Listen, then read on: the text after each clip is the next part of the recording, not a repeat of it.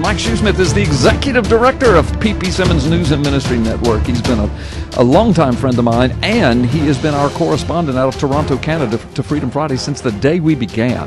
And Mike, it's so good to have you with us. You're here almost every Friday. We love it when you're here. What you got on the plate for us today, Mike? Let's do a little brief session in didactic reasoning here, and start that off with a trivia question. Okay. Here's the question, Carl. Okay. If Johnny has 2 apples and I take away 1 apple, what is the circumference of the sun? Okay, well, that's a nonsensical question because one's not related to the other at all. Well, what do you mean a nonsensical question? How dare you suggest that's a nonsensical? Do you want to hear what the answer is? Am I a racist? I mean, what am I? I'm a conspiracy theorist? What? You just don't understand the science here, Carl. That's the problem. Oh, I don't know what real settled science is. Right. That's my problem. If you understood the science, you would know the answer to this. The answer is purple, because dinosaurs don't wear hats. Well, now I get it. I get it. That makes sense. I'm so sorry. Hey, I'll know the answer next time. Yes. Okay. Well, here's the next. We're going to escalate in difficulty here. Okay. So pay attention. All right. Looking forward to it. Now that was easy, and I should have gotten that one. All right. Go ahead. Right. Now, how do we know that fish became men? This is a trivia question. Okay. Now. We're upping the ante here. Okay. Here's my answer. Because there's now a book in children's classes called Grandmother Fish. Well, the answer is we know that fish became men because bacteria became bacteria. That's how we know. That's right. We know without any doubt whatsoever that fish became men because bacteria become bacteria and viruses become viruses, Carl. Right. And Mike, because I wrote the book on this, I know exactly what you're talking about, but explain it to our audience. This is good stuff. Well, we got one more trivia question here. All right, go ahead. Here is the final trivia question. You're 0 for 3 here, by the way. Yeah, I know. But but there is a book out there. Isn't it called Grandmother Fish? What's it called? Grandmother Fish. It's the latest contribution from the atheist evolutionist community. Yeah, from the settled science community. Yeah, the atheist community with evolution as their creation myth. Right. Yeah, their magic sludge pond in the universe. Yeah. All right.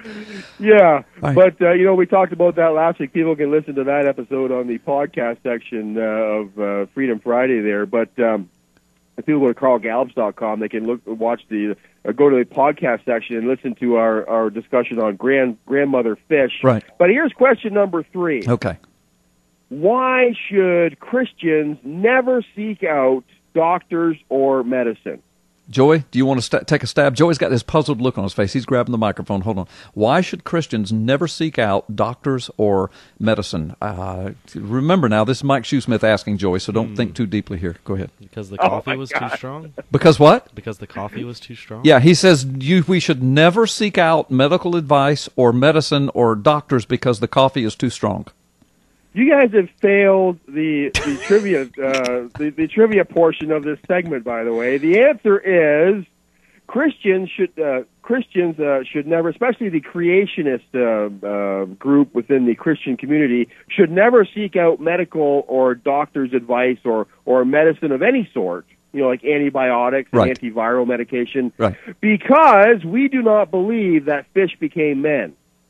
Okay, because in other words, we do not believe in true, real, settled science. Therefore, medicine and doctors should be off base for us because that's based upon settled science as well, right?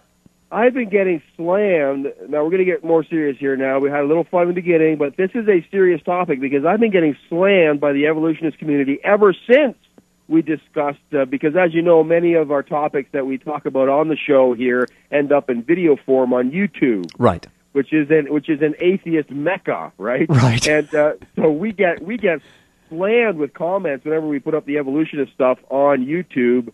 And many of the comments that I've been dealing with this week are, well, listen, if you don't believe that fish became men based solely on primarily the evidence that bacteria become bacteria and viruses become viruses, then you should not ever seek out antibiotics and antiviral medication, right? Because you don't believe that fish became men, based solely on primarily the evidence that bacteria become bacteria. So essentially they're saying that bacteria they evolve, they mutate into bigger and better and badder bacteria, which can combat the effects of antibiotics, which we use to kill the bacteria, right? Right. And so at the end of the day, they're saying, look, if you don't believe in science, which is to say that bacteria becoming bacteria is evidence that fish became men, if you don't believe that, then you have no business taking back antibiotics. Right. Now, let's slow down for just a moment, Mike, because I want our listeners to get what you're saying, because what you're saying is profound. And most of our listeners have heard this before through us and their own study, and they understand. We get new listeners all the time. So the bottom line, the point you're making is that the evolutionists claim that evolution is a settled science, and that's based upon the fact that we know through scientific method science, which is real science. You can observe it, you can demonstrate it, you can repeat it, you can falsify it, all those elements of scientific method. We know that bacteria, for example, and viruses, for example, they can mutate, they can evolve, and the word evolve just means change. They can evolve, they can mutate into various forms, but able to defend themselves against certain types of medicines. And so as we watch that happen, that is proof, they say. That is proof of evolution. But the problem is they make the gigantic leap that just because a virus or a bacteria changes somehow, it's still a virus or bacteria, you and I would argue. It's like dogs. There are hundreds of species of dogs now. Some of them are much better than others and much better adapted to various climates than others, but they're still dogs. And just because you can have hundreds of species of dogs doesn't prove that a microbe became a man, correct? Well, and I'm going to take I'd like to get into this just a little deeper, if I may. Please. And I'm going to take a little extra time because I don't suspect you're going to play favorites with Bill Martinez there. You gave him extra time in his first segment, so I'm going to do likewise today. It's my extra time segment here. But listen, this whole thing with bacteria, we use the aggressive use of force to combat bacteria. We do that through bigger and better and badder antibiotics. Right. And we are constantly using science and the God-given intellect that we have to combat the ever-changing and the ever-adapting abilities of bacteria, and they're ever increasing to kill us. We live on a planet that's got innumerous ways of killing us, and we have to use the aggressive use of force to come against that, to combat that. We use the aggressive use of force to stay warm. That's why I have a thing in my basement called a forced air gas furnace, right? It's the aggressive use of force to keep us warm so we don't freeze to death, to keep us cool so we don't die of hyperthermia, et cetera, et cetera. We use the aggressive use of force to stay alive on this planet. We don't allow nature to do its thing. And listen, I don't think I'll ever forget a video that I watched about 10 years ago, Carl. And there was a young man sitting in front of the camera. He was in his 20s, I guess, and he was discussing a painful ear infection he was battling. And he went on. This guy was an atheist, and he promoted evolution heavily on his channel. And I'll never forget what he said. He said, "Look, I believe in evolution, and by taking the medicine, I am hindering the evolutionary process," he said to the camera. And he was lamenting the fact that he had to take evolution, what he thought about evolution, these bacteria that are trying to kill him, and he had to use the aggressive use of force to shut that down.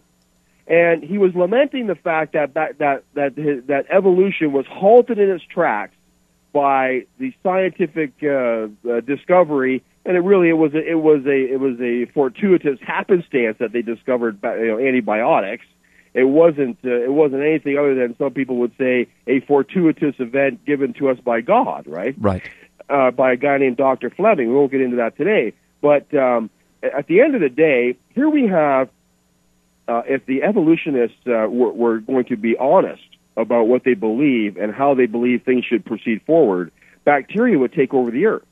bacteria are the most prevalent and harmful and a militant organism on the earth. That's right. The most prevalent life form on the face of the planet, bacteria. Well, that's right. And if they were given their way, we would all be dead. Right. I was at the hospital today visiting a person who is battling a terrible abscess in their body, and the doctors are going full bore and attacking that thing and trying to save this person's life.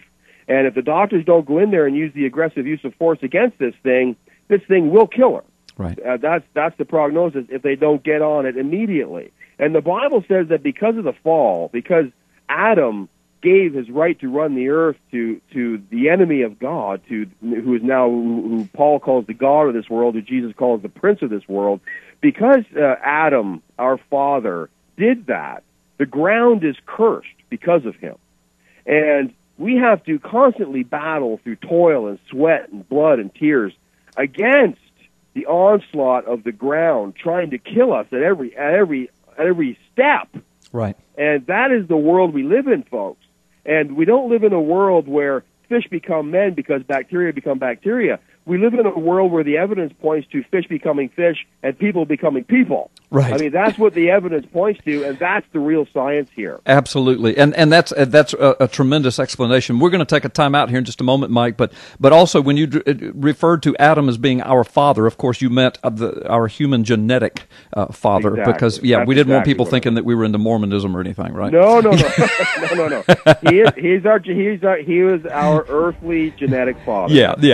I knew what you meant, but I just wanted to make sure since we've got a coast-to-coast audience. Well, folks, listen, coast to coast, around the world, we're so glad that you're with us. You're listening to Freedom Friday with Carl Gallups.